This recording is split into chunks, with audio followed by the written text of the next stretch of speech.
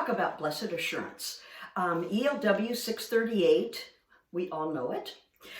The tune composer was Phoebe Knapp, and she played this melody to Fanny Crosby and said, "What does this melody say to you?" And Fanny immediately replied, "Blessed Assurance, Jesus is mine." And then she turned around and finished the first stanza immediately. This song was meant to be. Now, Phoebe was one of the several tune writers that worked with Fanny back in the day. This was in the mid-1800s. And Phoebe composed more than 500 gospel hymns and tunes. Now, Fanny, she was born in 1820. She's the one that writes this stuff. She was blind at the age of 6 weeks. She was a lifelong Methodist who began composing hymns at the age of 6. And she became a student at the New York Institute of Blind when she was 15. And then she joined the faculty when she was 22.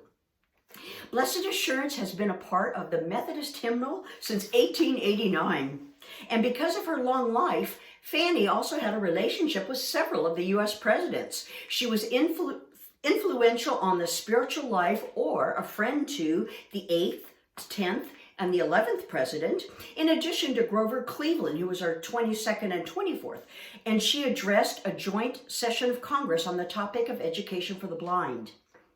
Well, interesting. Middle-class women in the 19th century United States had little voice in worship. However, one of the only ways that they could get around was to claim the authority, was to say, "I have a direct personal revelation from God." Fanny readily claimed God's personal revelation as a source of her hymns. But guess what? The world sings her hymns and confirms her faith as their own.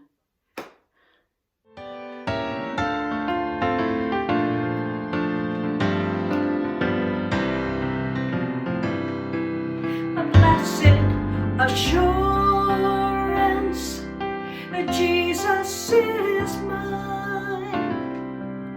How what a foretaste of glory divine, heir of salvation,